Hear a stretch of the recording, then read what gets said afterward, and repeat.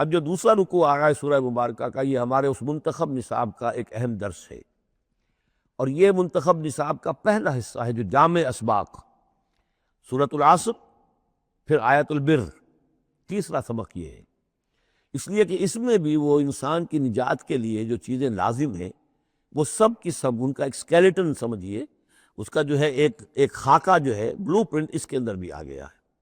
اور یہ اصل میں ایک ایسے شخص کی مثال ہے جو نہ خود نبی تھے نہ کسی نبی کے پیروکار تھے، لیکن وہی جو بات میں نے بارہا آپ سے عرض کی ہے کہ سلیم الطبع انسان، سلیم الفطرت انسان، اور سلیم العقل انسان، فطرت کج نہ ہوئی ہو، پرورٹڈ نہ ہو، اور انسان کی عقل جو ہے اس کے اوپر پردے نہ پڑ گئے ہوں،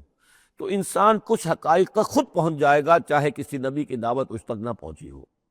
وہ مقام کیا ہے کہ وہ پہچان لے گا کہ اس کائنات کا ایک خالق ہے، وہ اکیلا ہے، وہی اس کا مدبر ہے، وہی چلا رہا ہے، وہ تمام صفات کمال سے بتمام و کمال متصف ہے۔ پھر یہ کہ اس نے جو ہمیں پیدا کیا ہے تو زندگی صرف یہ زندگی نہیں ہے بلکہ کوئی اور زندگی بھی ہوگی، اس کے پاس لوٹنا بھی ہوگا، ہم اس کی طرف جائیں گے اور پھر ہمیں اپنے اعمال کا محاسبہ وہاں پر فیس کرنا ہوگا اور جزا و سزا ہوگی۔ یہاں تک انسان پہنچ سکتا ہے،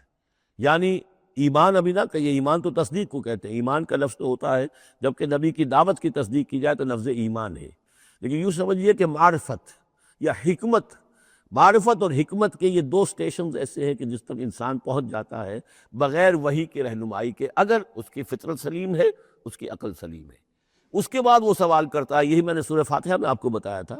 کہ سورہ فاتحہ دعا ہے، لیکن کس شخص کی دعا ہے؟ عام آدمی کی دعا نہیں ہے، وہ ہمیں تلقین تو کی گئی ہے، نماز میں ہم وہی پڑھتے ہیں، لیکن اس میں پیش نظر کیا ہے کہ ایک شخص جو اپنی سلامتی طبع، سلامتی فطرت، سلامتی عقل سے یہاں تک تو پہنچ گیا کہ الحمدللہ رب العالمین الرحمن الرحیم مالک یوم الدین ایاک نعبد، یہاں تک تو وہ پہنچ گیا ہے۔ اے رب پھر تیری ہی بندگی کرنی چاہیے، تیری ہی مرضی پر چلنا چاہیے، لیکن تیری مرضی کس شے میں ہے یہ ہمیں معلوم نہیں، تو کس چیز سے راضی ہوتا ہے، کس سے ناراض ہوتا ہے یہ ہمیں معلوم نہیں، تیری بندگی کیسے کریں یہ ہمیں معلوم نہیں۔ تو اس سے آگے پھر ہے وہ جو اہدنا الصراط المستقیم، ایاک نعبد و ایاک نستعین اہدنا الصراط المستقیم۔ تو ایسی ایک شخصیت تھی حضرت لقمان کی، جہاں تک روایات ہیں ان سے معلوم ہوتا ہے کہ یہ حبشی النسل تھے۔ نوبیا ایک جگہ ہے کہ جو سوڈان اور یوں سمجھیے کہ مصر کے تقریباً درمیان یا سرحد پر ہے، وہاں یہ رہتے تھے اور کارپینٹر تھے، لیکن یہ کہ اللہ تعالیٰ ذہانت جس کو بھی چاہے دے دے، لیکن ان کے اندر اللہ تعالیٰ نے وہ ذہانت بھی دی تھی، اور وہ سلامتی فکر، سلامتی عقل، سلامتی فطرت، سلامتی قلب، اس کے نتیجے میں وہ اس چیز تک پہنچ گئے تھے، توحید تک۔ اور اس کے ساتھ ہی یہ ہے کہ اعمال انسان کے جو ہیں وہ ضائع جانے والے نہیں ہیں، ان کا کوئی نہ کوئی بدلہ مل کر رہے گا۔ باقی یہ کہ جو چیزیں وہی سے معلوم ہوتی ہیں، جنت دوزخ، وہ تو ان کے تذکرہ نہیں ملے گا اس کے اندر، جو چیزیں، اور کسی رسول کا تذکرہ بھی نہیں ملے گا، اس لیے کہ وہ کسی رسول کے امتی ہوتے تو تذکرہ کرتے۔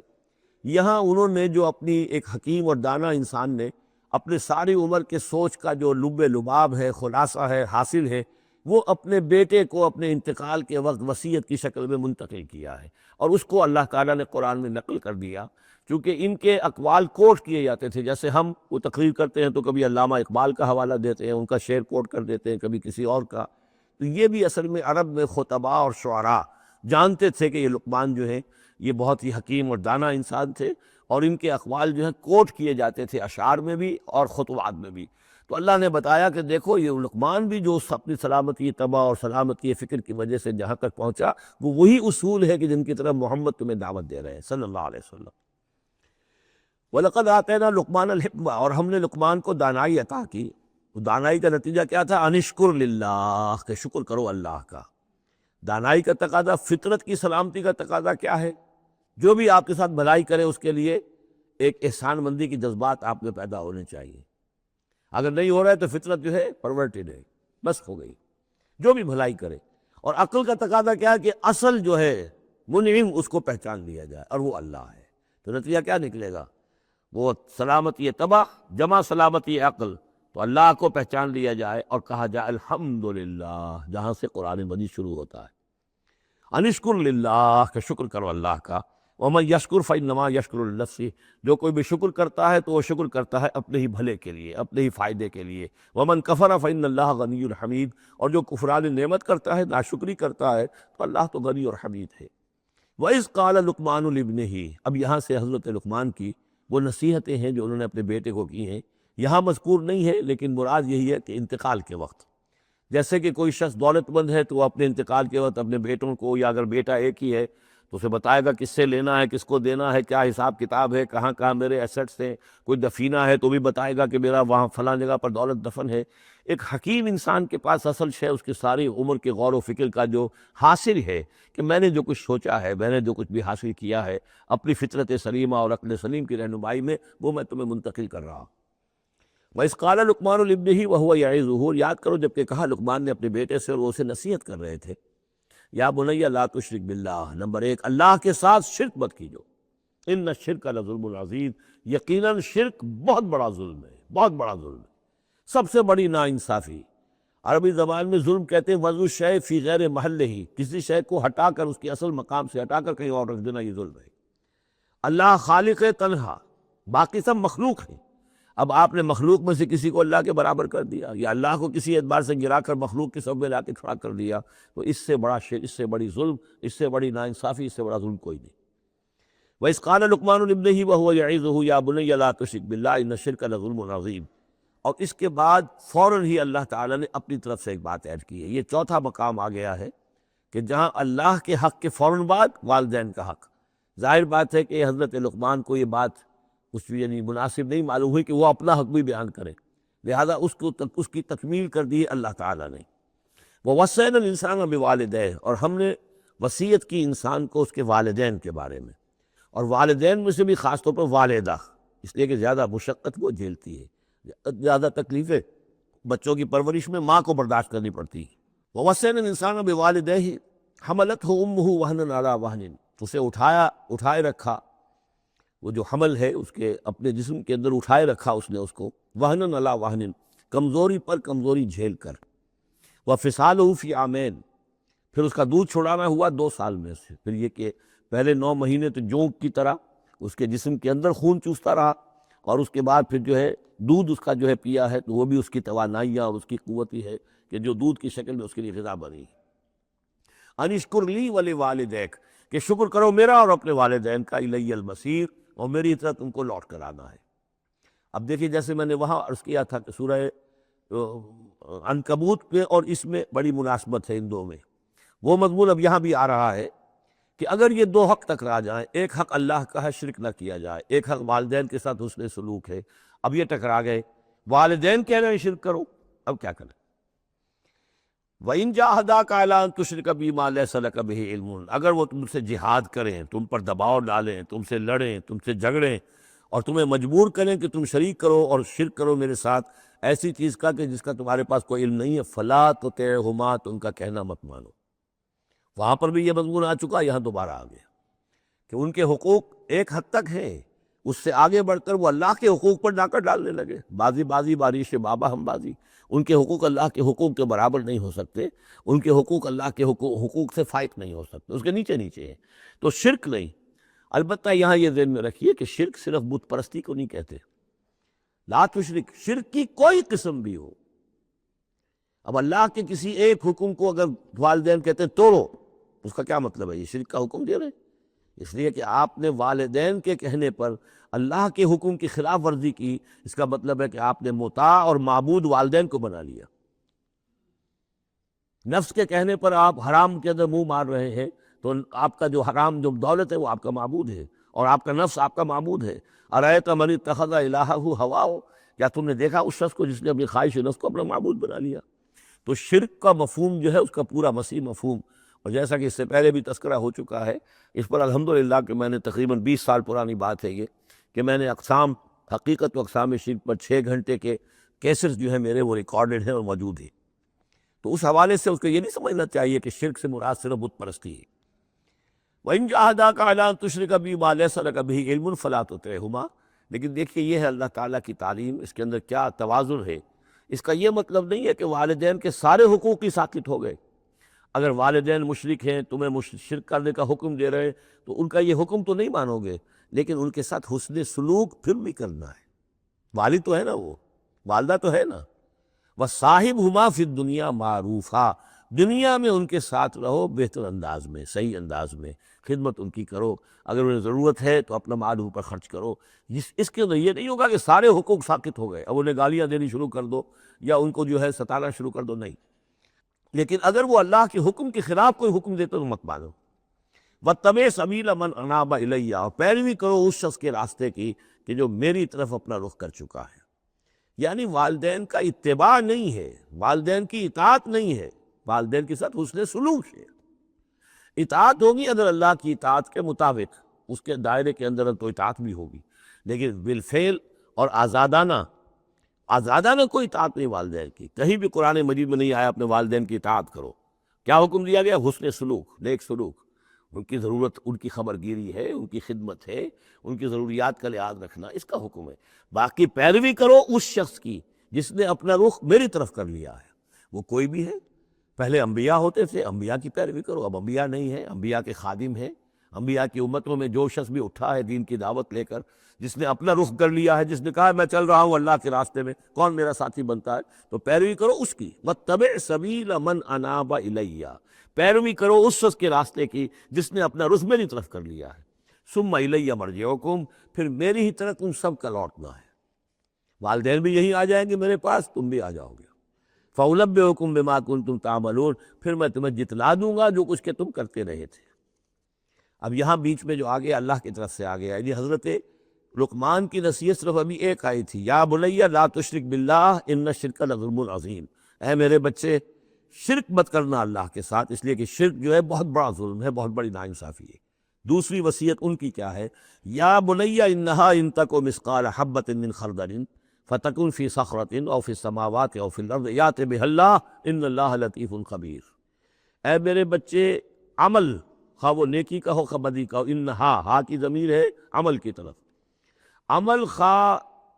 ایک رائی کے دانے کے ہم وزن ہو۔ اب یہ سب سے چھوٹی چیز، رائی کا دانہ، فتیلہ، نقیرہ، یہ تین چیزیں آتی ہیں قرآن مجید میں عام طور پر چھوٹی شے کے لیے،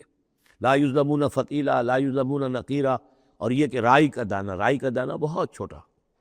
تو چاہے وہ نیکی یا بدی ہو رائی کے دانے کے ہم وزن، اور پھر فتکن فی صخرۃ، وہ کسی پہاڑ کی، کسی چٹان کے پیٹ میں جا کر، کسی کھو کے اندر جا کر وہ عمل کیا گیا ہو، او فی السماوات، یا آسمانوں میں کیا گیا ہو، اب تو آسمانوں میں ہے نا، آپ خلا میں جا کر وہ عمل کر رہے ہیں، تو پھر اب تو انسان جو ہے وہاں تک پہنچ گیا ہے، او فی الارض، یا زمین کے پیٹ میں گھس کر کیا گیا ہو، یأت بہ اللہ، اللہ اسے لے آئے گا۔ یعنی انسانی اعمال، انسان اشرف المخلوقات ہے، اور انسانی اعمال ایسی گھٹیا چیز نہیں ہے کہ ایسے ضائع کر دے اللہ، چاہے وہ نیکی ہے چاہے بدی۔ فَمَن يَعْمَلْ مِثْقَالَ ذَرَّةٍ خَيْرًا يَرَهُ وَمَن يَعْمَلْ مِثْقَالَ ذَرَّةٍ شَرًّا يَرَهُ، لیکن عمل ضائع نہیں ہوگا، چاہے وہ رائی کے دانے کے برابر ہو، پھر چاہے وہ کسی چٹان میں گھس کر کیا گیا ہو، کسی پہاڑ کی کھو میں کیا گیا ہو، چاہے وہ خلا اور فضا کی پہنائیوں میں کیا گیا ہو، چاہے وہ زمین کے اندر سرنگ کھود کر کیا گیا ہو، یأت بہ اللہ ان اللہ لطیف الخبیر، یقیناً اللہ تعالیٰ باریک بین ہے، باخبر ہے۔ اب دو چیزیں آ گئیں، اللہ کے ساتھ شرک نہیں، اور اعمال کے بارے میں دیکھ لو، نیکی اور بدی کے نتائج نکل کر رہیں گے۔ اس سے آگے باس بعد الموت کا یہاں تذکرہ نہیں ہے، اس سے بعد جنت اور دوزخ کا، اس لیے کہ یہ چیزیں معلوم ہوتی ہیں پھر نبی کے بتانے سے۔ اصولی طور پر جو چیز حکمت سے انسان جہاں تک پہنچ سکتا ہے وہ دو ہے، ایک خالق اور اس کے ساتھ شرک نہ ہو، اور نمبر دو اس اعمال انسانی ان کا ضرور بدلہ ملے گا۔ اب اس کے بعد تیسری بات، یا بنی اقم الصلاۃ، نماز قائم رکھ، یعنی جس اللہ کو تم نے پہچان لیا ہے، اب محض ایک مرتبہ پہچان لینا کافی نہیں ہوگا، اسے یاد رکھنا ضروری ہے، ورنہ شیطان تمہیں ورغلائے گا، تمہیں ادھر ادھر سے جو ہے تمہارا نفس تمہیں غلط راستے پر ڈال دے گا، جب تک کہ یہ ایمان باللہ مستحضر نہ رہے ذہن کے اندر۔ اور ایمان باللہ کو مستحضر رکھنے کے لیے ذکر ہے جو ہم پڑھ چکے ہیں، اتل ما اوحی الیک من الکتاب واقم الصلاۃ ان الصلاۃ تنہی عن الفحشاء والمنکر۔ لہذا اب نماز کون سی تھی وہ ہم نہیں جانتے، لیکن کوئی ذریعہ ایسا ہونا چاہیے کہ تم اللہ کو یاد کیا کرو۔ یا بنی اقم الصلاۃ، اور نمبر 4 وَأْمُرْ بِالْمَعْرُوفِ وَانْہَ عَنِ الْمُنکر، اور نیکی کا حکم دو اور بدی سے روکو۔ یہ بھی تمہاری ذمہ داریوں میں سے ہے، یہ بھی انسان کی، یوں سمجھیے کہ اس کی انسانیت، اس کی شرافت، اس کی مروت کا تقاضا ہے کہ وہ اپنے جو ابنائے نو ہیں، جو بھی انسان ہیں، ان کی بھلائی کے لیے کوشاں ہو، اور سب سے بڑی بھلائی ان کی اور سب سے بڑی خدمت یہی ہے کہ انہیں برائیوں سے روکا جائے اور بھلائیوں کی دعوت دی جائے۔ وَاصْبِرْ عَلَىٰ مَا أَصَابَكَ، اور یہ بھی جان لو کہ اگر یہ امر بالمعروف و نہی عن المنکر کرو گے تو تکلیفیں آئیں گی، مصیبت آئیں گی۔ پسند تو کسی کو نہیں ہے کہ آپ اس پر تنقید کریں۔ اگر آپ کسی بچے کو بھی سڑک پر کھیل رہا ہو، گلی میں کھیل رہا ہو، اگر آپ اس سے کہہ دیں کہ بیٹے یہ کوئی کرکٹ کھیلنے کی جگہ نہیں ہے، کسی کی گاڑی کا شیشہ توڑو گے تم، تو آپ دیکھ لیجئے پھر کیا آپ کا وہ اس کو کیا جواب دے گا آپ کو۔ اسی لیے آپ بولتے ہی نہیں ہیں کہ اپنی عزت لے کر وہاں سے نکل جائیں۔ تو کسی کو بھی نصیحت پسند نہیں ہے، حق کڑوا ہے، لہذا آپ اگر حق کہنا ہے اور نصیحت کرنی ہے تو پھر تیار رہو کہ وہ ممکن ہے تمہیں پلٹ کر گالی دے دے، وہ کہے کہ تم پہلے ذرا اپنے دامن کو دیکھو تمہارے کتنے دھبے ہیں۔ اب جو بھی ہو برداشت کرو، اور اگر کوئی بڑی بات ہے، اگر فرعون کے سامنے جا کر حق کہو گے تو وہ تو کہے گا کہ میں تمہیں جیل میں ڈالوں گا۔ تو اس طریقے سے یہ وَاصْبِرْ عَلَىٰ مَا أَصَابَكَ، پھر جو شے بھی تم پر آئے اس پر صبر کرو، إِنَّ ذَلِكَ مِنْ عَزْمِ الْأُمُورِ، یقیناً یہ چیزیں ہیں جو بڑی ہمت کے کاموں میں سے۔ گویا کہ وہ چاروں چیزیں اس میں آ گئیں، وَالْعَصْرِ إِنَّ الْإِنسَانَ لَفِي خُسْرٍ إِلَّا الَّذِينَ آمَنُوا وَعَمِلُوا الصَّالِحَاتِ وَتَوَاصَوْا بِالْحَقِّ وَتَوَاصَوْا بِالصَّبْرِ۔ یہاں اصطلاحات ذرا علیحدہ ہو گئی، تواصی کے بجائے امر بالمعروف نہی عن المنکر آ گیا، صبر جو کا تو ہے، باقی ایمان اور وہ تمام چیزیں اعمال صالحہ میں سے نماز آ گئی، والدین کے ساتھ حسن سلوک آ گیا۔ آخری دو آیتیں ہیں وَلَا تُصَعِّرْ خَدَّكَ لِلنَّاسِ، اور دیکھو اپنے گالوں کو پھلا کر مت رکھو لوگوں کے سامنے، یعنی تکبر اور غرور اس انداز میں رہنا۔ وَلَا تَمْشِ فِي الْأَرْضِ مَرَحًا، اور تم زمین میں اکڑ کر نہ چلو۔ ان اللہ لا يحب كل مختال فخور، یقیناً اللہ تعالیٰ کو جو اکڑنے والے ہیں، اور یہ مختال بنا خیل سے، خیل کہتے ہیں گھوڑے کو، گھوڑے کی چال میں ایک تمکنت ہوتی ہے، تو جب انسان بھی بڑی تمکنت کے ساتھ چلتا ہے تو وہ گویا کہ اختیال بن گیا۔ لا يحب كل مختال فخور، شیخی خورے، فخر کرنے والے، اکڑنے والے اللہ کو پسند نہیں ہے۔ یہ مضمون سورہ بنی اسرائیل میں بھی آ چکا ہے۔ وَلَا تَمْشِ فِي الْأَرْضِ مَرَحًا إِنَّكَ لَن تَخْرِقَ الْأَرْضَ وَلَن تَبْلُغَ الْجِبَالَ طُولًا، تم کتنا ہی پاؤں مار کر چلو ہماری زمین کو پھاڑ نہیں سکتے، اور کتنی گردن اکڑا لو، اونچے ہو جاؤ، سینہ تان لو، اور اوپر ترا بھی چڑھا لو، لیکن یہ کہ تم پہاڑوں کی اونچائی تک نہیں پہنچ سکتے۔ آخری بات فرمائی وَاقْصِدْ فِي مَشْيِكَ، اپنی چال میں میانہ روی اختیار کرو۔ یہ میانہ روی ہر اعتبار سے، چال میں بھی، خرچ میں بھی۔ وَالَّذِينَ إِذَا أَنفَقُوا لَمْ يُسْرِفُوا وَلَمْ يَقْتُرُوا وَكَانَ بَيْنَ ذَلِكَ قَوَامًا، یہ ایک میچور شخصیت کا کہ اس کے اندر ہر اعتبار سے معلوم توازن ہو، انتہا پسندی کسی بھی اعتبار سے نہ ہو۔ وَاقْصِدْ فِي مَشْيِكَ وَاغْضُضْ مِنْ صَوْتِكَ، اور اپنی آواز کو پست رکھو۔ اس کا مطلب کیا ہے کہ کہیں کوئی آرگومنٹ ہے کہ جھگڑا ہو گیا ہے تو آواز کو بلند کرنے کی کوشش نہ کرو، بات اپنی کرو۔ عام طور پر یہ ہوتا ہے کہ جب آدمی دیکھتا ہے کہ میری دلیل تو کمزور پڑ گئی تو پھر وہ اپنی آواز کی والیوم بڑھا کر کوشش کرتا ہے کہ کمپنسیٹ کرے کہ دلیل عقلی اعتبار سے تو کمزور ہے لیکن میری آواز جو ہے وہ اس کے اندر وزن پیدا کر دے۔ وَلَا وَاغْضُضْ مِنْ صَوْتِكَ، اور دیکھو إِنَّ أَنْكَرَ الْأَصْوَاتِ لَصَوْتُ الْحَمِيرِ، آواز جو گدھے کی ہوتی ہے وہ ڈھیچو ڈھیچو جب کرتا ہے تو بلند تو وہ بہت ہوتی ہے، لیکن کس قدر ناپسندیدہ آواز ہے، کتنی ناپسندیدہ آواز ہے۔ تو آواز کی بلندی کوئی حسن نہیں ہے، اصل تو یہ شے ہے کہ آپ جو بات کہیں وہ وزنی ہو، وہ دلیل کے ساتھ ہو، اور وہ آپ اپنی بات کو منوا سکیں اس کے حوالے سے۔ تو یہ ہے 8 آیات پر مشتمل جو رکوع ہے، یہ دوسرا رکوع سورہ مبارکہ کا، یہ ہمارے اس منتخب نصاب کا تیسرا سبق ہے۔